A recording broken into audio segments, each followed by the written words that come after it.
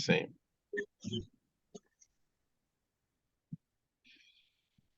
Ok, pues muy bien. Antes que nada, la verdad es que se me hace muy importante el que estemos aquí todos reunidos el día de hoy. Estamos viviendo en un mundo muy complejo. Obviamente estamos viviendo como pueblo momentos increíblemente difíciles. Y en sí el concepto de podernos reunir para aprender más de los contextos políticos, históricos y demás, que es algo que tanto Gabriel Ventasgal como Rabbi Yosef Bitton nos van a poder dar el día de hoy. Se me hace algo súper importante y creo que todos deberíamos de dedicar tiempo para entender mejor, especialmente que tenemos mucha gente a nuestro alrededor. Nosotros mismos no siempre entendemos bien dónde estamos parados, eh, cómo justificarnos, que hasta en estos momentos, tristemente, nos tenemos que seguir justificando si han visto lo que ha sido el mundo de social media. Y más aún la gente que nos rodea, hay mucha gente a nuestro alrededor que tampoco entienden bien de qué se trata todo el conflicto, qué es lo que está pasando, qué cosas llevan a otras. Entonces, la educación es siempre primaria, siempre crucial, y es lo que con dos personalidades que dominan muy bien el tema, yo creo que vamos a ganar muchísimo. Yo quiero felicitar a la dirección de TAD y sus organizaciones. Una vez digo que es envidia porque pronto voy a tener que parar cuando llegue a mis otras obligaciones que no pude cancelar el día de hoy. Pero los quiero dejar con un par de mensajes que me parecen muy importantes. Número uno, es difícil el no pensar a nivel espiritual y a nivel material real que el tipo de desunión que se estaba viviendo en nuestro pueblo en los meses y quizás el año o años anteriores en Israel en particular, que de alguna manera no tiene que ver con lo que está sucediendo. Nadie sabemos bien nunca por qué las cosas suceden espiritualmente de manera específica, pero sí sabemos de que la unión nos da una fuerza enorme, nos protege. De hecho, es Rashi en esta misma perashá, en Perashat Noach, cuando Rashi compara la generación de la Torre de Babel con la generación del diluvio. Dice, los dos fueron generaciones pecadoras, hicieron cosas terribles. Y sin embargo, vemos que la reacción de Dios fue distinta. A la generación del diluvio, pues bien, la destruyó. En cambio, a la generación de la Torre de Babel, que se rebelaron en contra de Dios, que es un pecado bastante grave, no le sucedió prácticamente nada. Dios los separó y eso fue todo. Y explica Rashi que el motivo es porque finalmente la generación del diluvio estaban separados, había robo, había arrebato, había fricción y pleito entre humanos y otros, y eso causó de que finalmente los llevara a la destrucción. En cambio, la generación de la Torre de Babel, que estaban unidos, a pesar de que estaban unidos con un fin maligno y negativo, de todas maneras su propia unión los protegió para que no les sucediera nada. Y la lección no podría ser más elocuente para nosotros. Lo que más tenemos que hacer es juntarnos. Desafortunadamente, estas tragedias nos han logrado juntar hasta cierto punto. Tenemos que nosotros continuar haciéndolo. Somos parte de una misma alma, dice Rabbi Moshe Cordovero. Y por lo tanto, lo que sí hacemos acá sí tiene impacto sobre lo que sucede allá. Cada uno tiene que buscar el que crear más unión dentro de su pequeño núcleo de vida. Sea en mi familia, Shalom Bait, en mi familia inmediata, en mi familia amplia, sean mis amigos. Si tienen ahorita algo con que pelearse con su esposa, pues me da mucha pena, no van a poder, no es el momento. Lo van a tener que dejar hasta el próximo mes. Si quieren poner un recordatorio en su calendario para que les aparezca el próximo mes, ok, pelearme con mi esposa o con mi suegra o con quien quieran, no ahorita. No es el momento, me da pena, van a tener que olvidarlo. Ahorita tenemos que traer una infusión de shalom, de paz en el pueblo de Israel, no fijarnos en nada negativo, nadie de nadie, sino solamente en todo lo más positivo. Y la otra cosa que me gustaría pedirles y compartir con ustedes es que en nuestro pueblo existe el concepto del corbán, de la ofrenda, el sacrificio. Cuando había el Beit HaMikdash, uno podía traer un animalito y eso tenía una energía tremenda. El día de hoy no hay Beit HaMikdash y no podemos hacer eso, pero todavía podemos hacer nuestro pequeño corbán. Y es importante que lo hagamos en nombre de nuestros hermanos y hermanas en Eretz Israel, por el bienestar de los que están cautivos, por el bienestar de los que están enfermos, por el bienestar de los que necesitan consuelo y toda la gente que ha perdido seres queridos. Tenemos que dar un poquito y hacer algo que yo no hacía el día de ayer. Para alguien serán 5 minutos de Tehilim, para otra persona ir al rezo al que no iba normalmente, ir a la sinagoga, el templo que normalmente no iba, al shiur de Torah que no iba, aumentar shiurim como lo hace todo el tiempo, aumentar un shiur más, tomarlo mejor, dar un poco más de tzedakah, decidir no hablar la shonara, whatever. Cada quien escoja su propio pequeño corbán. Es muy importante dar una partecita de nuestra parte y más importante que no pasen 24 horas normales. No puede ser business as usual cuando se está viviendo algo así. Vamos a tratar de que cada quien algo cambie en su día, en su semana y si Dios quiere, esperamos escuchar muy buenas noticias muy pronto de Israel y que ya no haya más sufrimiento, que solamente haya alegrías en nuestro pueblo y en el mundo entero y le doy la bienvenida a Gabriel Ventasgal. Baruch Haba, bienvenido y gracias por acompañarnos. Adelante. Muy bien, ante todo un honor estar con ustedes. Lamentablemente, ustedes saben que en este momento lo que tenemos que hacer, los que nos dedicamos a temas como el mío, es estar con los cristianos, intentando explicarles a los cristianos, y por lo tanto yo voy a desaparecer de esta reunión a las 1:30 para entrar a 3 televisiones que tengo a partir de ese momento. Entonces quiero aprovechar el poco tiempo que tenemos. No voy a explicar cómo comenzó todo esto, pero sí en qué estamos, y les voy a dar rápidamente la palabra a ustedes para, en base a lo que les interesa, ir desarrollando el diálogo, ¿ok? Lo primero que pasó hoy es que Joe Biden estuvo en Israel y él está buscando 3 cosas. Está buscando, ante todo, que Israel no sea atacado por Irán y por Hezbollah. Y para eso tiene que demostrar una fidelidad hacia el Estado de Israel en este momento y enviar fuerzas para amedrentar a Irán, que no se les ocurra entrar. Lo segundo, está interesado en que el Partido Demócrata no le haga oposición interna, y para eso nada mejor que demostrar que Israel hizo los movimientos necesarios para que no se cree una crisis humanitaria en la Franja de Gaza. O sea, quiere saber si va a haber un corredor humanitario, quiere saber si va a haber electricidad y agua en la zona sur de la Franja de Gaza, donde se le está pidiendo a la población que se vaya. Y lo tercero, quiere salvar el proceso de paz con Arabia Saudita.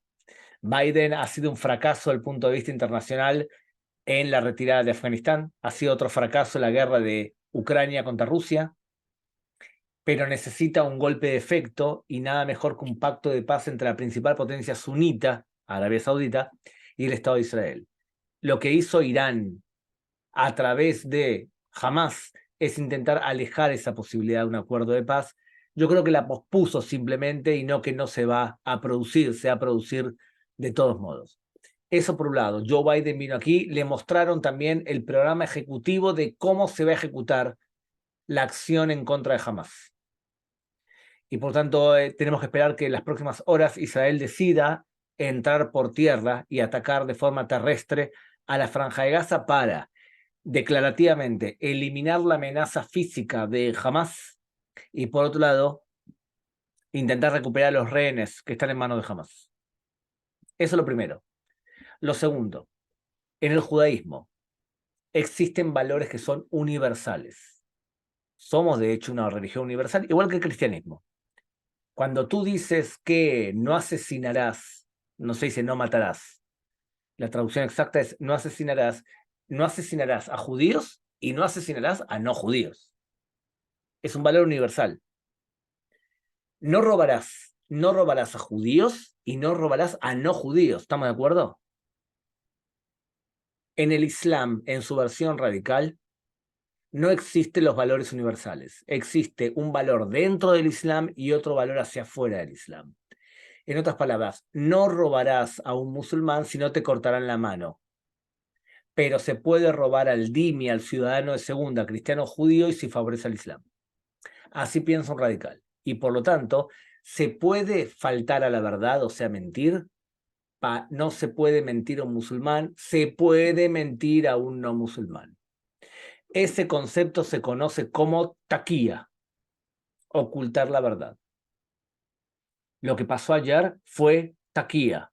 Jamás dijo que Israel atacó un hospital y que asesinó a 500 civiles palestinos.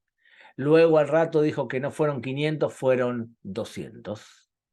Y luego el espionaje israelí mostró al mundo una película donde se muestra que dispararon desde un cementerio en la parte sur de la Franja de Gaza y el cohete fue lanzado por la Yihad Islámica y cayó en el estacionamiento de un hospital cristiano. Y hoy un dron de espionaje israelí marcó imágenes de ese hospital cristiano y las paredes del hospital estaban dañadas, pero no había destrucción total. Los misiles israelíes destruyen el edificio de plano. Esto fue un cohete errado, parte de los 450 cohetes que jamás ha disparado contra la propia población por error. No es algo nuevo, ¿eh? Es algo que ya conocemos que existe. Entonces, el segundo tema es que se ha hablado mucho hoy de justamente ese cohete y algunas personas todavía se plantean si se trata de un cohete israelí o se trata de un cohete palestino. Creo que a esta altura no hay ninguna duda. Tercer tema, empiezan las protestas en el mundo en contra de Israel. Y les quiero decir que nos esperan días peores, porque el ataque terrestre israelí va a ser más contundente de lo que vimos hasta ahora. Y van a aumentar la cantidad de muertos palestinos. Y también probablemente perderemos parte de nuestros soldados. Por lo tanto, la oposición de la calle en contra nuestra va a ser una realidad. Y en esta realidad se une una conjunción de personas que están, los que antes odiaban a los judíos y ahora odian a Israel, están los que sufren de interseccionalidad, que es muy normal en las universidades, en donde dividen al mundo entre buenos y malos, y los que son los dañados, los perjudicados, son las mujeres, los hombres de color, las personas de diversidad sexual, los palestinos.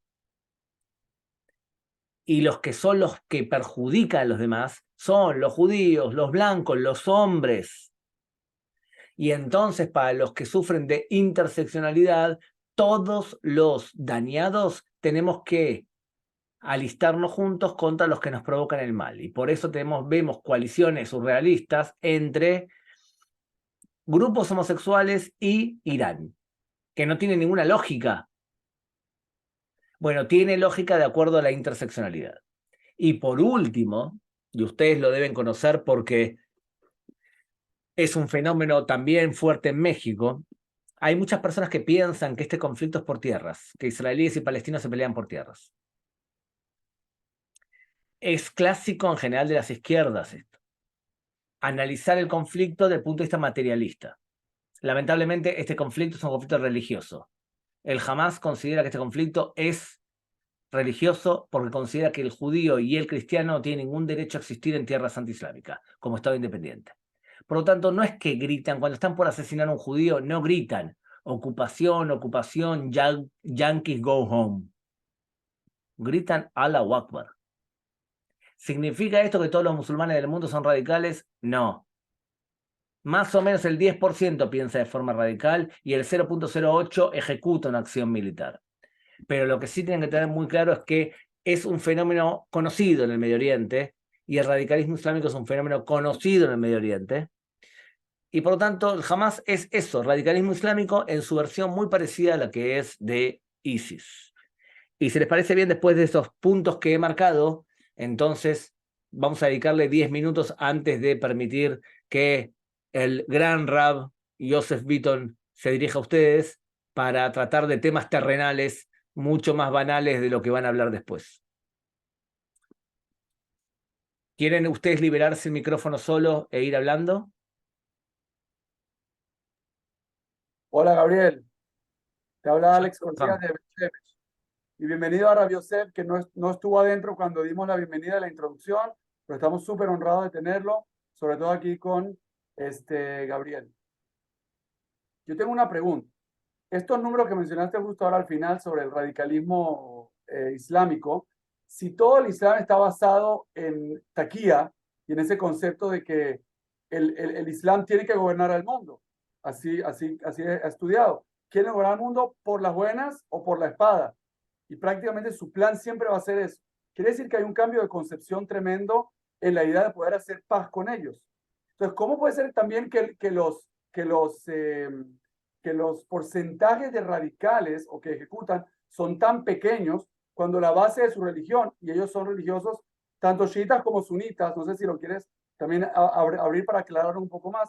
No sé si esto realmente tiene algo. Y te voy a decir solamente un comentario que escuché en una charla del doctor Moti Keidar, donde hablaba sobre las dos concepciones que se han caído ya definitivamente a los ojos de todos, derecha e izquierda. Uno es que ellos van a querer hacer paz a cambio de territorios, lo cual ya parece probado que no. Y tampoco que van a querer hacer paz a cambio de prosperidad económica, que tampoco. Quiere decir que no hay lo que hablar. Entonces, no me cuadra eso con esos números tan pequeños que tú mencionas. Un poco, esa es mi A pregunta. ver, si yo tuviese la oportunidad de hacer una encuesta a cada palestino, le tendría que hacer 5 preguntas. Según cómo me responden estas 5 preguntas, puedo decidir si él es radical o no. Primera pregunta. ¿Piensas que toda la cultura occidental es jahiliya? ¿Es infección de Occidente? La democracia, la libertad para la mujer. ¿Bien?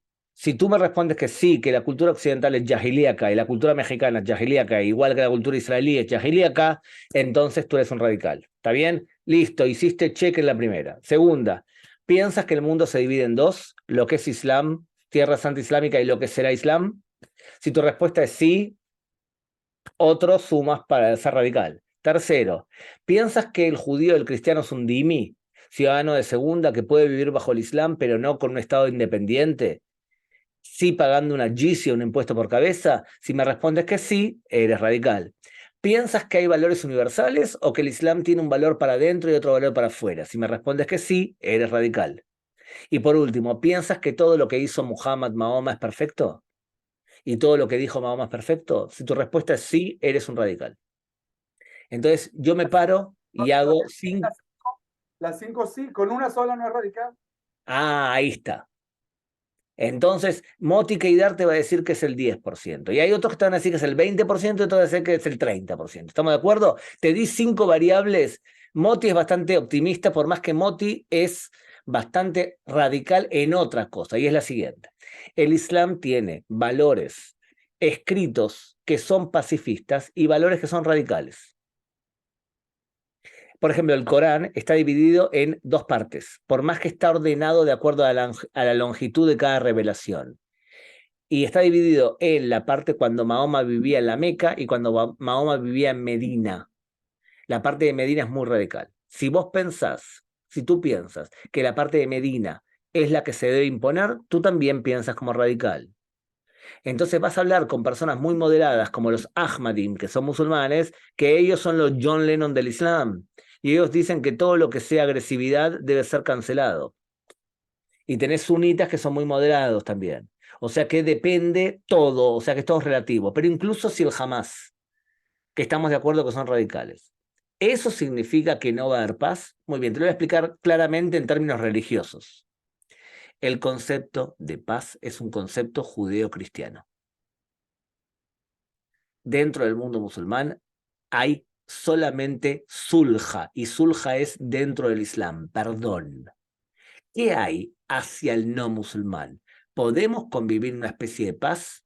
Sí, se llama udna y es tregua. Como todo radical considera que Mahoma es perfecto, Mahoma en el año 628 firmó un acuerdo con la tribu de Quraysh para una especie de acuerdo de 9 años, 9 meses, 9 días, o sea, 10 años.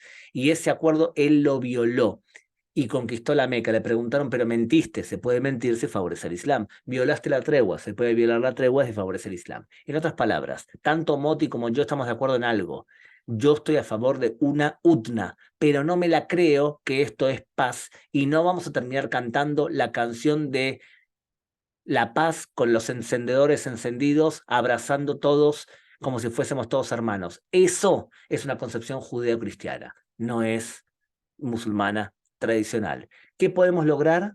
una UTNA, ¿qué tenemos con Egipto? Una UTNA, ¿qué tenemos con Jordania? Una UTNA, ¿por qué no la violan? No les conviene, porque somos muy fuertes. En otras palabras, yo estoy a favor de una UTNA por 1000 años, pero no me voy a creer que va a ser una paz, a menos que haya una reforma muy profunda en el Islam, como hubo en el cristianismo, ya que hoy con el mundo cristiano tenemos una relación muy estrecha porque se reformaron. Un cristiano de hoy no es igual que un cristiano de las cruzadas.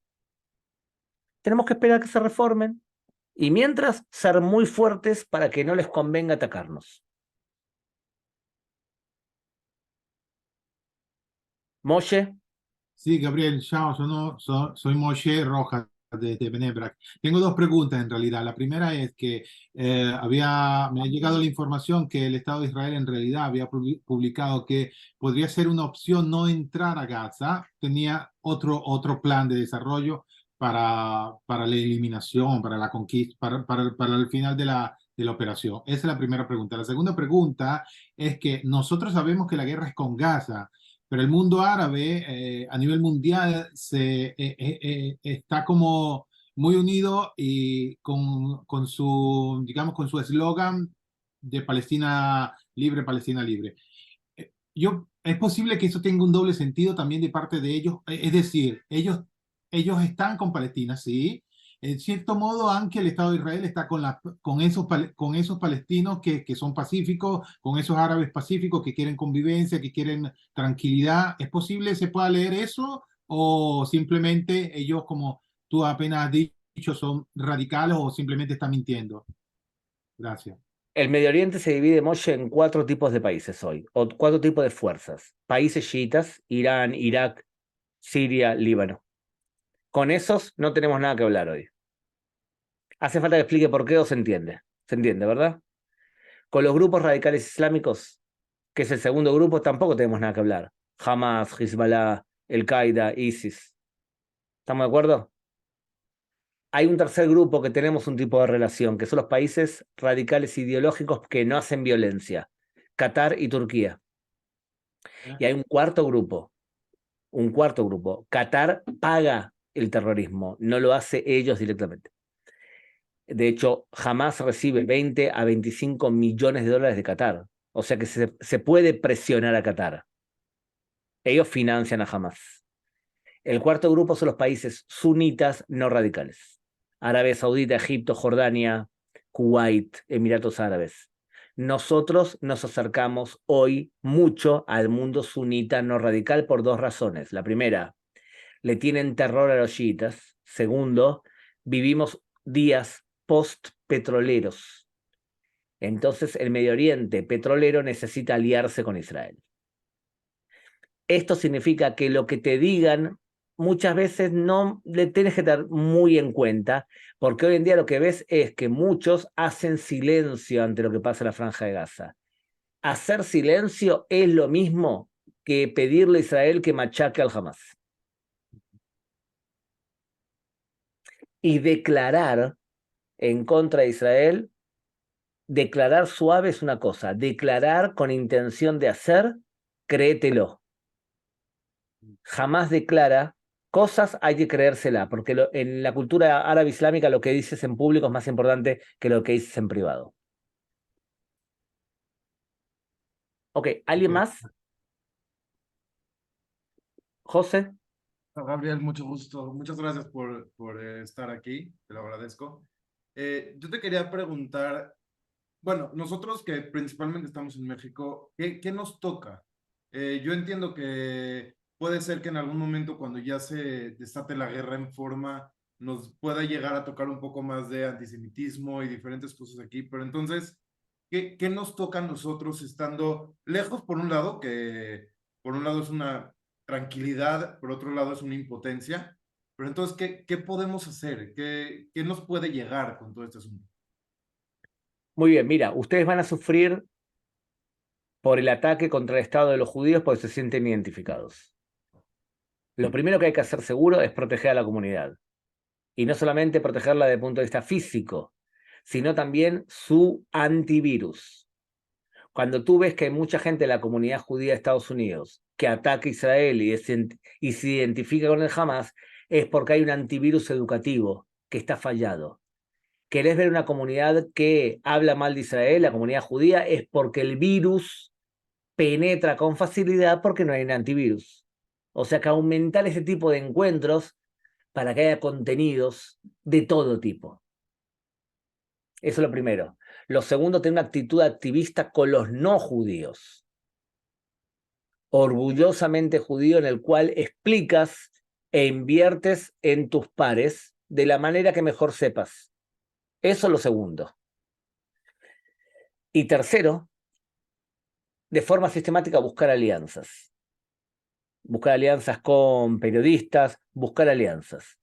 El pueblo judío hoy tiene muchos, muchos, muchos amigos. Muchos amigos. ¿Qué hacer con el enemigo? Bueno, con el enemigo lamentablemente hay que combatirlo por dos medios, por la educación o por vía legal.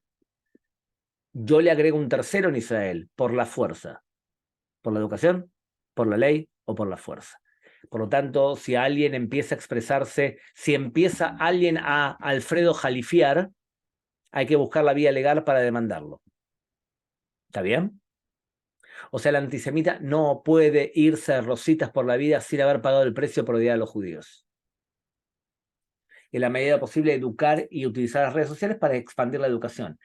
Porque al fin y al cabo, el temor que tengo yo es que este tipo de ataques perjudica especialmente a los judíos que no tienen con qué defenderse y que no saben cómo defenderse, o que escuchan la información y piensan que es verdadera, que el Estado del pueblo judío es capaz de aniquilar y crear un genocidio a otro pueblo. No es judío crear un genocidio a otro pueblo.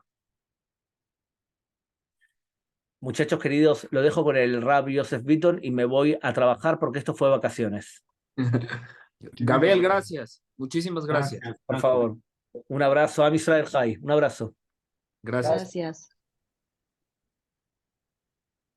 Bueno, estamos recibiendo muchos mensajes de que hay personas que han tenido problemas para entrar.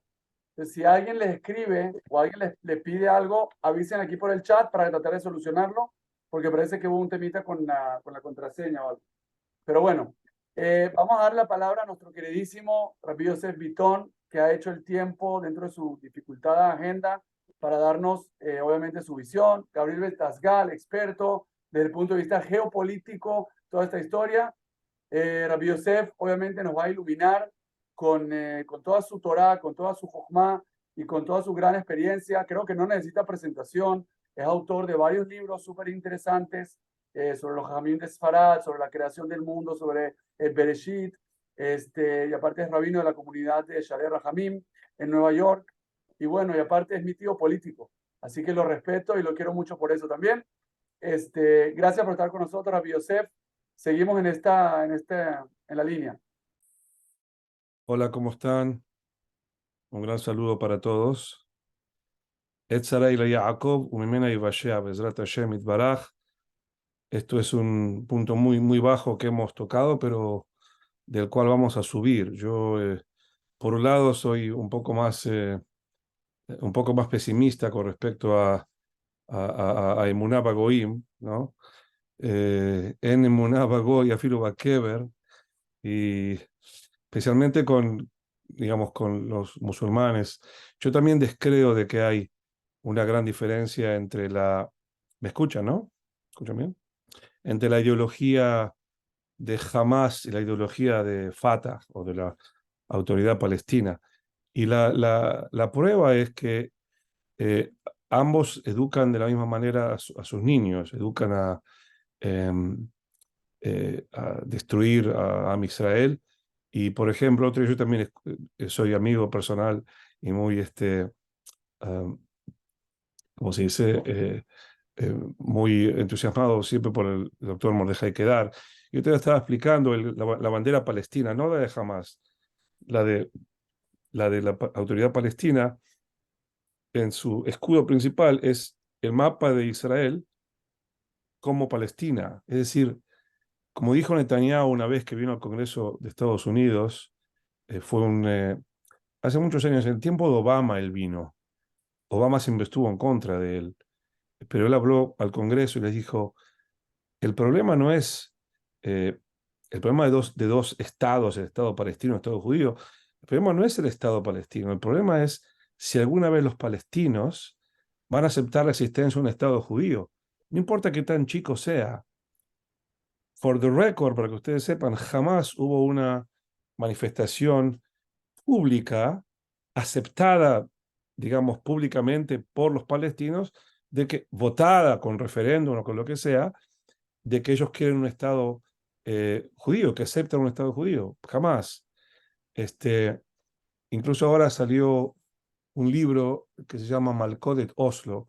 No lo leí todavía porque bueno, no lo he podido traer de Israel, pero leí respecto a ese libro, escuché algunas entrevistas, y ahí decían que la gran falla del acuerdo de Oslo fue que los palestinos jamás expresaron su opinión oficialmente de que estarían dispuestos a un Estado judío, tener un Estado judío al lado.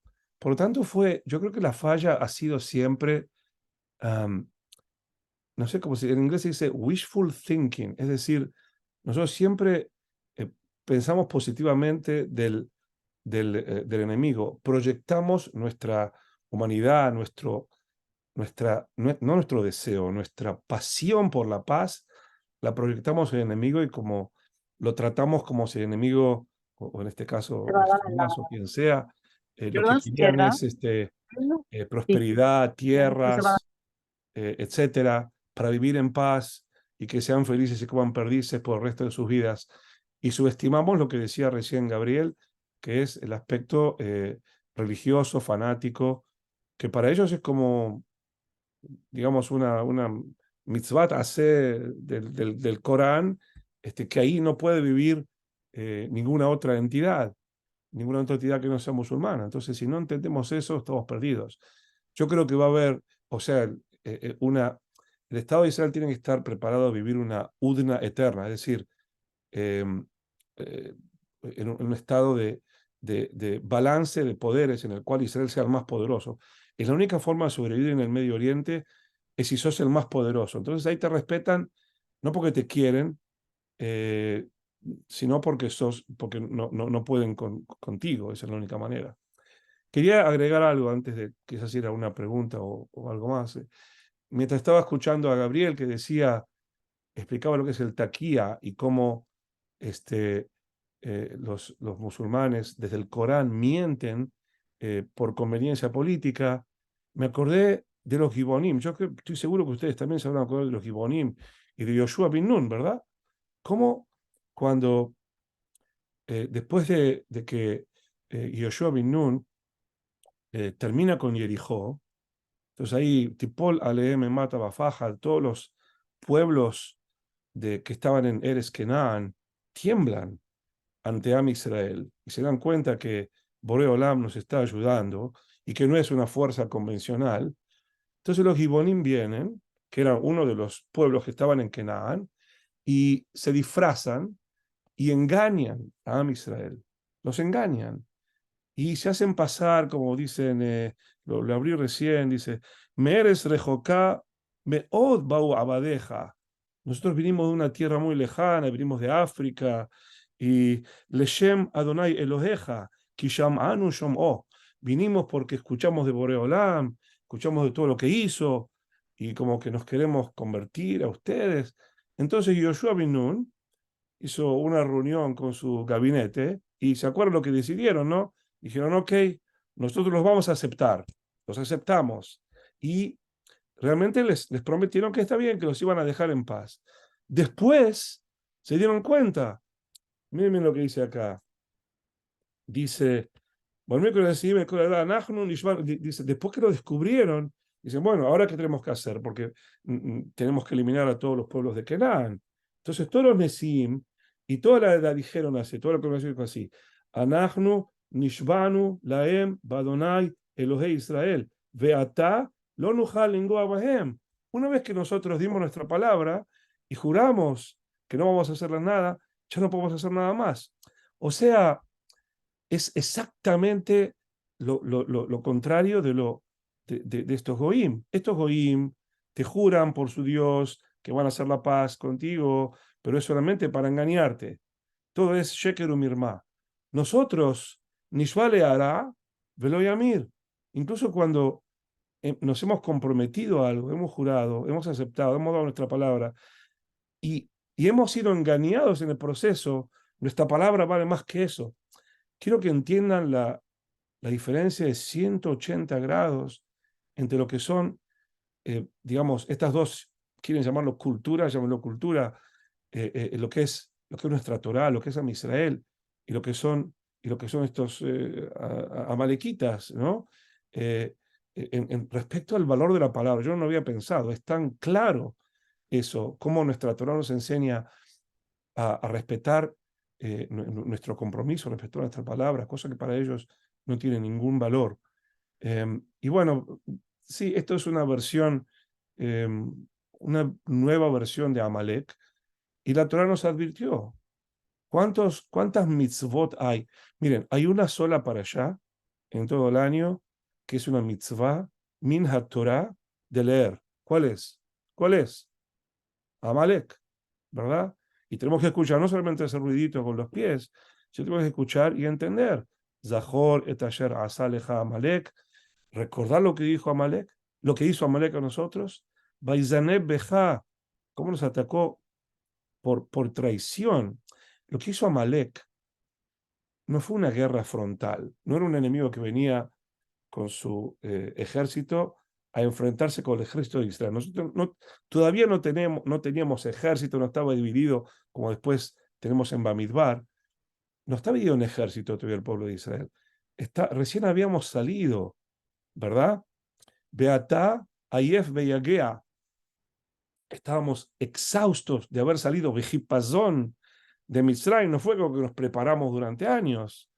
Y Baizaneb Bejakora Nejesharim Mahareja, como explican los Mefarshim, todos los que no podían seguir el ritmo de escapar hacia la libertad saliendo de Yetziat Mitzrayim, eran los ancianos, eran las mujeres embarazadas, las mujeres que habían dado a luz, los niños, las personas enfermas, y Amalek los atacó a ellos. Yo creo que no me cabe duda que Amalek es el primer ataque terrorista, eso es el ataque terrorista. El terrorista es lo que ataca a los civiles, los que no atacan frente a frente, no es una guerra frontal. O sea que ya desde el principio de Am Israel nos enfrentamos a Amalek. Y Boreo Olam ya nos dijo, no hay nada que hacer, son ellos o nosotros, Timhel Zeher Amalek. Y pienso que una de las cosas buenas bueno, no puedo decir buenas, pero de las cosas positivas que van a haber, Bezrat Hashem, es que creo que hay un despertar intelectual o cultural de entender la naturaleza de estos pueblos que nos rodean y las reglas del juego del Medio Oriente, que no son las reglas del juego de Escandinavia. Israel no está entre Noruega y Suecia y Finlandia, no está ubicado ahí. Está ubicado en el lugar más hostil del planeta con una cultura que es absolutamente intolerante. A quien le interesa escuchar una visión occidental sobre el Islam, le recomiendo que escuche a Sam Harris. Él tiene muchísimos podcasts donde explica Islam is the biggest problem of the world, ¿ok? Pero bueno, los dejo para que ellos lo vean ahí. Lo que más me interesa a mí es rescatar lo positivo que hay en Israel. Primero que se está despertando, hay mucha gente, yo lo veo en Estados Unidos, muchos Yehudim que estaban de acuerdo con el BDS, o sea, contra el Estado de Israel, completamente seculares,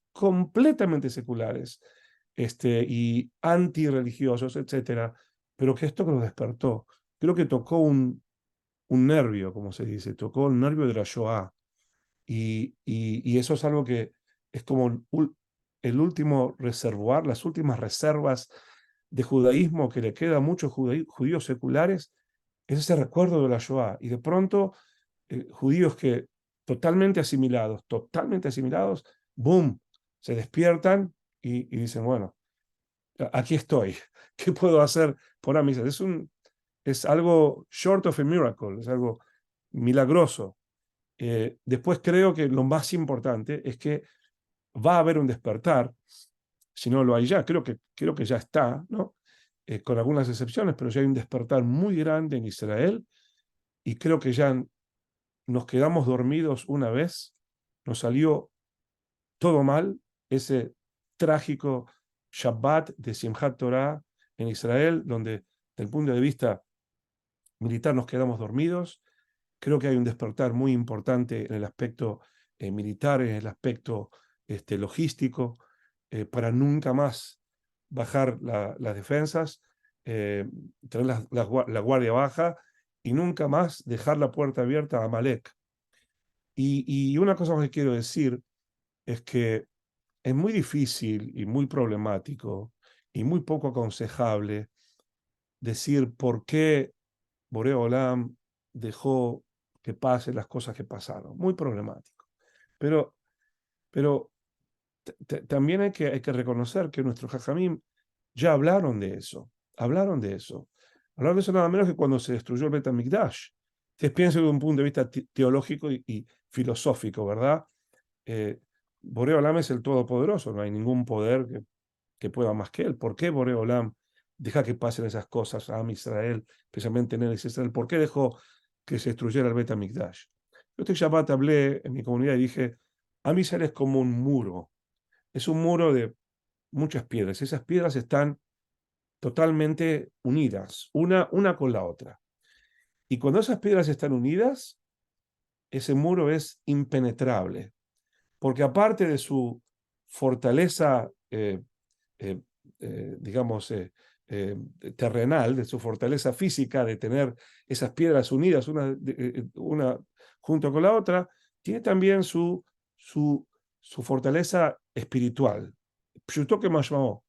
La palabra sukkah, como lo entendió Rabbi Eliezer, no significa Sukkot mamash, significa Anané Kabod, que no son nubes, es como si fuera una protección, yo lo llamo como firewall, ¿verdad? Que protegía a Israel por todos lados, como por debajo de los ¿cómo se dice? Escorpiones y serpientes, lo que sea, de arriba de los problemas del clima en el desierto, y de los cuatro costados contra sus enemigos.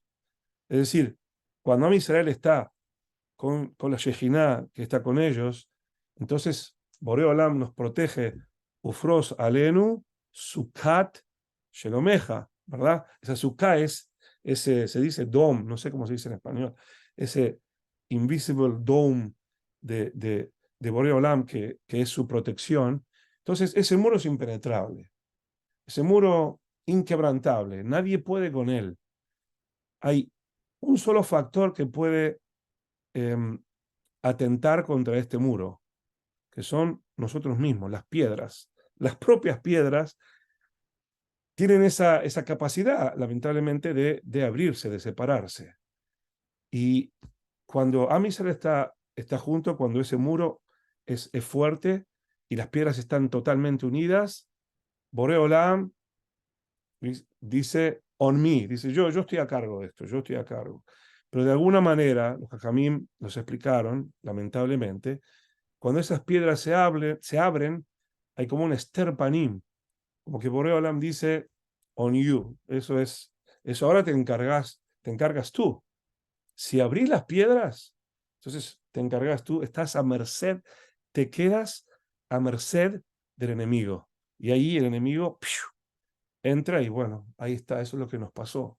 Entonces nosotros creo que tenemos que hacer al Heche Hatarun Efaneja. Si ustedes han seguido más o menos lo que pasaba en Israel en los últimos 8 meses, 9 meses,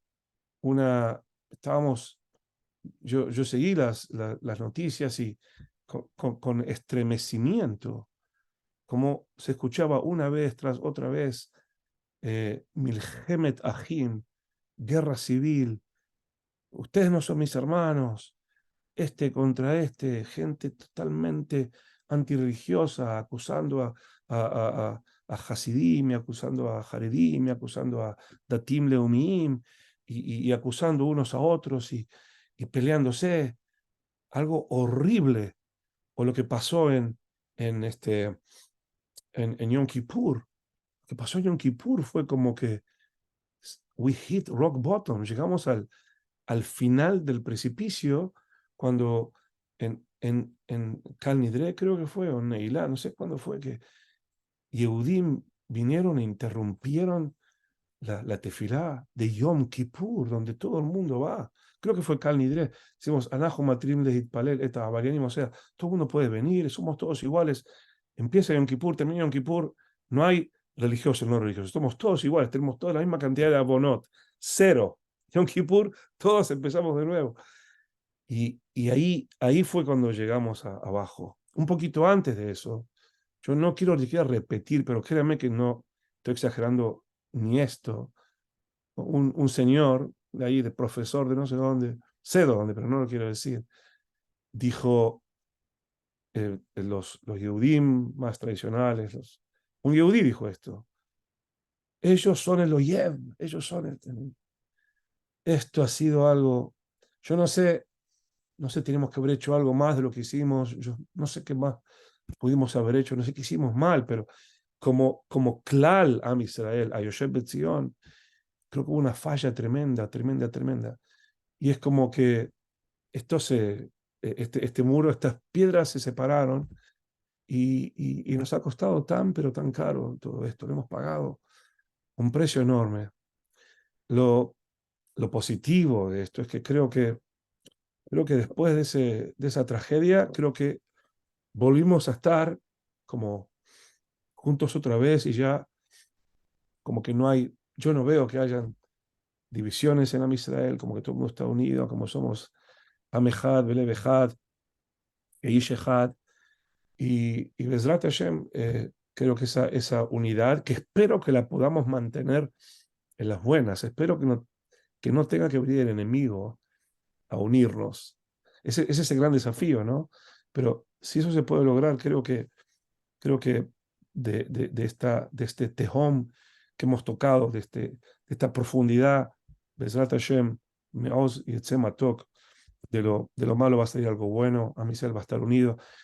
Y cuando estamos unidos, si está Am Israel unido, la verdad, en Ha'am le va a dar Ishkon, o el Goim lo Hashab. Hagan lo que quieran los Goim. Nosotros tenemos esa fuerza que es inquebrantable, que es la fuerza de nuestra Muná, pero es también la fuerza de nuestra Hudut. Entonces, yo sé que todos queremos hacer algo, queremos hacer tikkun, y escuchaba al Rab que decía que hay que hacer algo más. Yo sugiero que, aparte de todo el Limud Torah, aparte de todo eso, tratemos de hacer Ahabat Hinam,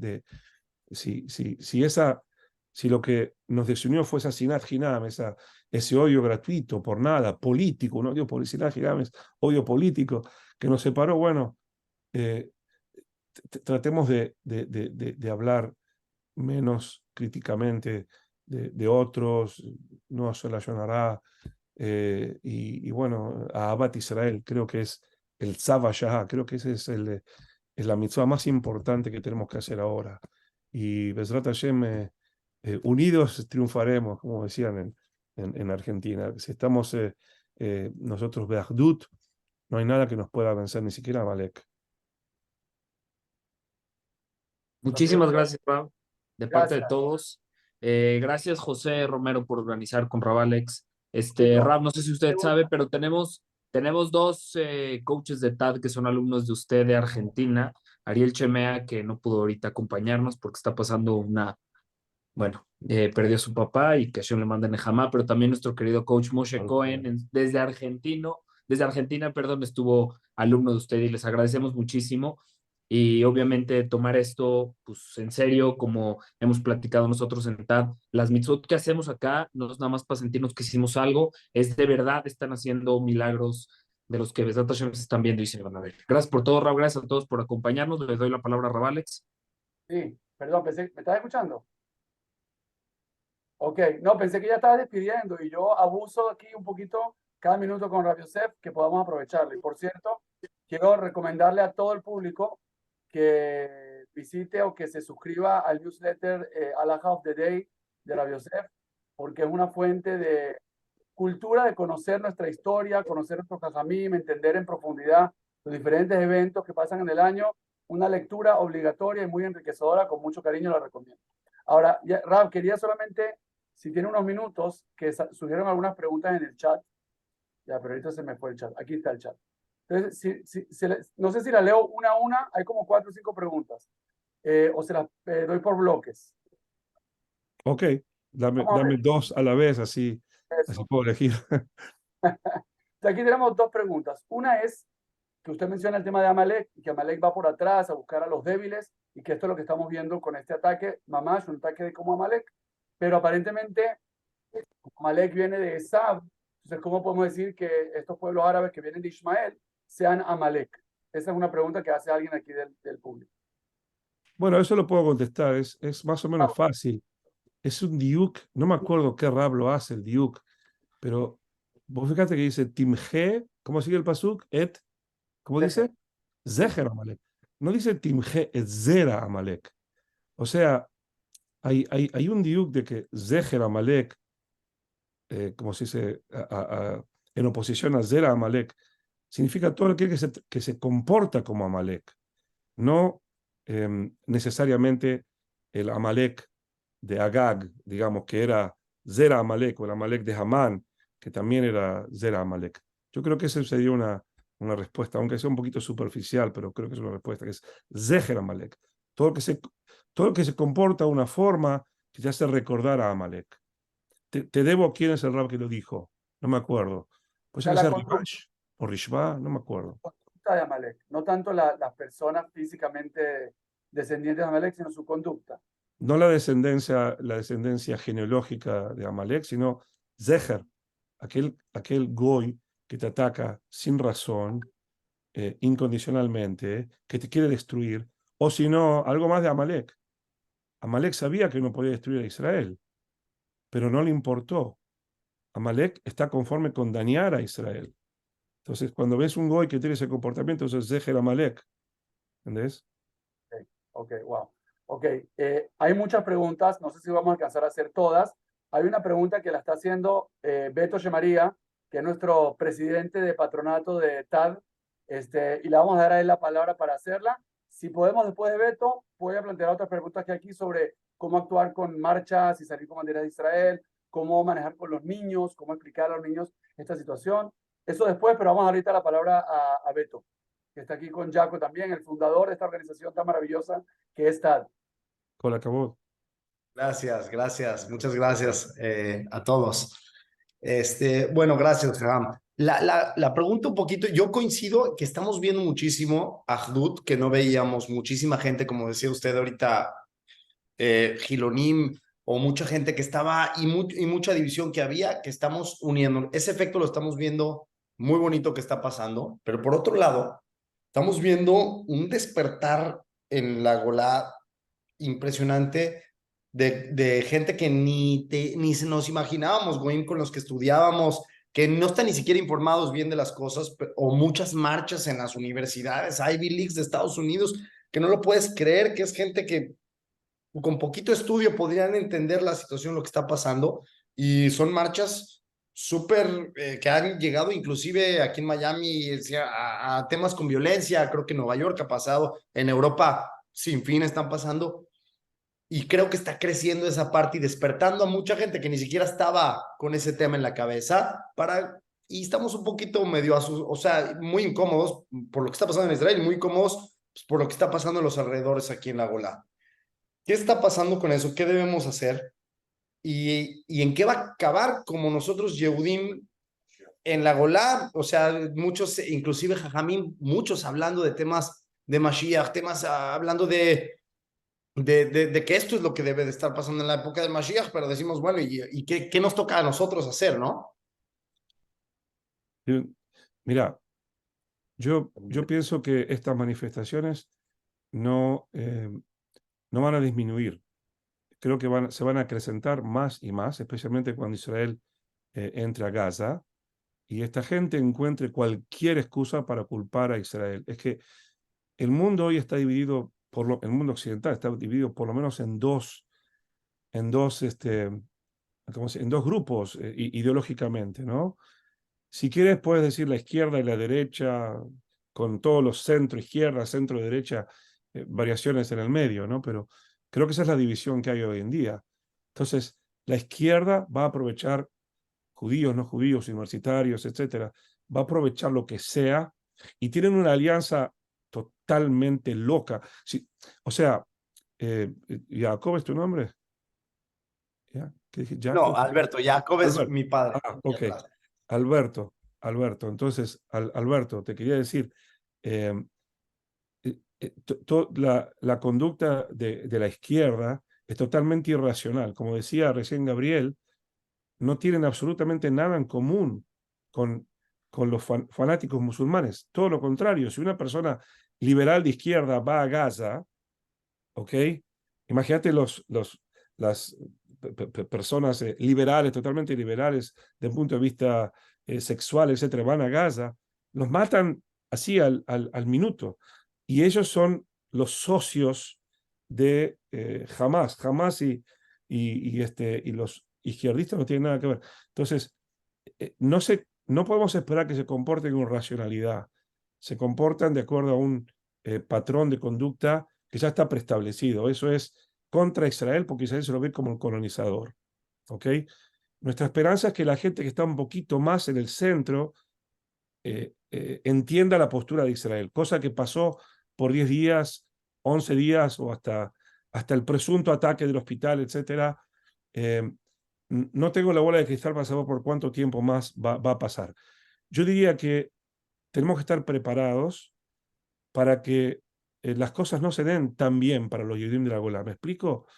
En mi comunidad, que es una comunidad muy grande, Baruch Hashem, estamos armados hasta los dientes. Es decir, estamos muy preparados con el tema de bitajón, tenemos muy buena comunicación y relación con la policía local y estamos todos abriendo los ojos así. Y bueno, eso es lo que vamos a hacer. Eso, Ahdut, tener los ojos muy abiertos. Más que eso, ir a informar a la gente. Hay un sector de la izquierda, que no sé cuánto es, 10%, 20%, no sé cuánto es, que no los vas a poder cambiar, porque eso es parte de la ideología innata de ellos, como PLM, ¿verdad? No, y todas esas ideologías de izquierda radical, que no importa lo que les digas, no importa lo que les muestres, no los vas a cambiar. La esperanza está en Yehidim, en los individuos o la gente que está en el centro. Pero, de nuevo, pienso que nuestra concentración, los líderes comunitarios, políticos, tienen que concentrarse en tener la mayor seguridad posible en Somjim Alanés. No podemos apoyarnos o pensar que va a ocurrir un milagro y nada va a pasar. Pero no, yo no creo que esto no creo que lo podemos cambiar y no creo que vaya a disminuir. Creo que va a acrecentarse. Yo le decía a mis hijos el otro día, digo, me parece a mí que el lugar más seguro hoy en día es Israel. Sin duda, sin duda, sin duda. El lugar más seguro para hoy en día es Israel. Si es esto parte del proceso de la Geulá, abrir nuestros ojos, y así tiene que pasar para que nosotros finalmente digamos, Israel es nuestra casa, bueno, que así sea. Pero no sé. Pero así está escrito. Exactamente cómo va a ser, no. Siempre entendemos lo del Mashiach después de que pasa, como dijo Rambam. Estas cosas no se van a saber hasta que sucedan, así dijo Rambam, ¿no? Claro. Ok, gracias. Bueno, Gracias. no sé si tenemos tiempo para una última pregunta, aunque hay más, pero ya me da pena ya con sus horarios y quiero terminar a la hora. Y ya que mencioné el tema de los hijos, aquí está saliendo esa pregunta. ¿Cómo manejar este tema en casa? ¿Cómo manejar tanto los que estamos en Israel con las presiones de Israel? Y yo me siento muy contento que usted diga esto, que a lo mejor todo esto es una forma de traer más Yehudim a Israel. Y yo se lo dije a mis padres y todos que están fuera de Israel. Aquí los recibimos. Si ustedes necesitan refugio, aquí estamos para recibirlos con los brazos abiertos. A todos. Pero cómo manejarlo en casa con los hijos, cómo llevar eso a bajarlos a su nivel, a su entendimiento, para que lo tomen de una manera positiva, constructiva y no con el miedo, tanto que estemos en Israel como fuera. Y esto va a ser la última pregunta, aunque hay más, pero bueno. Mira, yo acabo de escribir guidelines como una guía para los padres con respecto a eso. Lo escribí y voy a ver si lo puedo. Vamos a compartirlo por acá, o si quiere pásemelo y nosotros lo difundimos. Sí, pero más o menos lo que digo, todo depende de la edad, por supuesto, ¿no? La edad de los niños.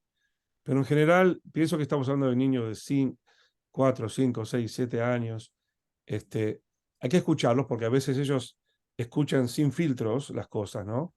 Espera, número uno, lo primero es que los padres tenemos que estar tranquilos. Quizás cuando estamos en nuestro dormitorio con nuestra esposa, ahí puede ser, hablemos, digamos, lo que sea, expresamos nuestros miedos, nuestras, ¿cómo se dice?, nuestra ansiedad, pero no frente a nuestros hijos. Y no hablar ni de muerte, ni de muertos, ni de tortura, ni de jamás, quizás lo menos posible frente a nuestros hijos. Yo creo que con ellos lo que podemos hacer es hablar de lo positivo, hablar de Ahdut, de Am Israel, hablar de Eretz Israel, hablar de los lugares de Jerusalén, hablar yo qué sé, Tiberia, Hebrón, Tzefat, lo que ustedes quieran, enseñarles Ibrit. Bueno, en nuestra escuela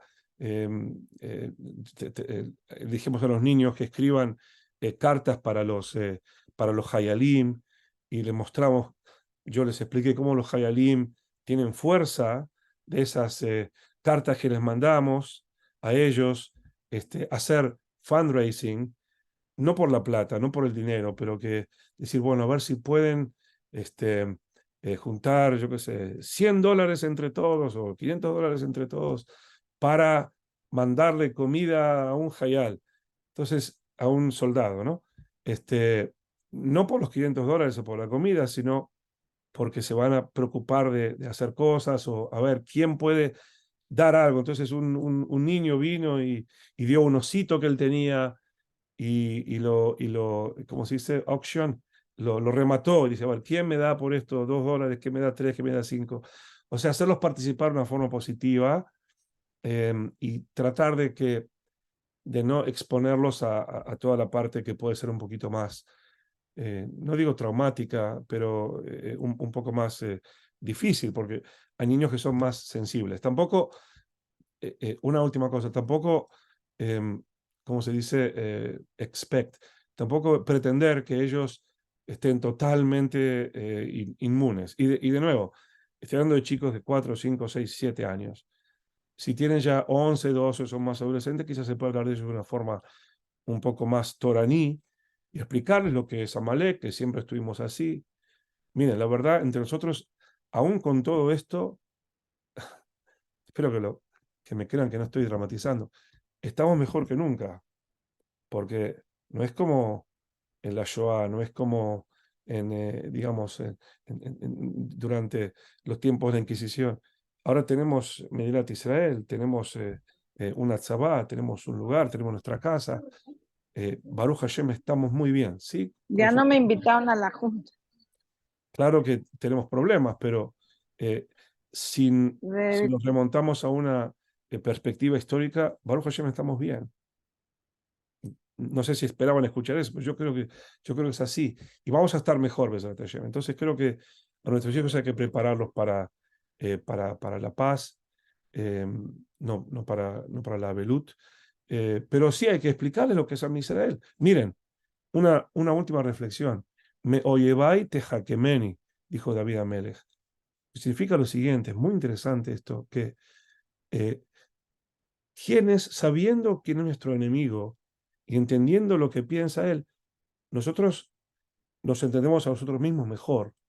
Esta gente está por la muerte, nosotros estamos por la vida. Si nos atacan y somos su principal objetivo, es porque estamos por la vida, es porque estamos por el bien, es porque estamos por Boré Olam, es porque estamos del lado del Gesed, estamos del lado de la Tzedaká. Yo estaba leyendo unos últimos pesukim para allá la semana pasada. Esto es Benea Mabul, Dora Mabul y Noach. Dora Mabul era Kijol Yetzer Machshebot Libo Rak Ra Kol Hayom. Toda la creatividad de la imaginación y del pensamiento de ellos era para hacer el mal. Y Noach, ¿qué fue lo que caracterizó a Noach? ¿Alguien se acuerda? ¿Por qué llamó Noach? porque desde ese momento ayudó a que la Adamá, la tierra, diera su fruto. Rashi explica que eso significa que inventó el arado. O sea, hay gente que pone toda su imaginación, toda su creatividad para destruir, para hacer mal.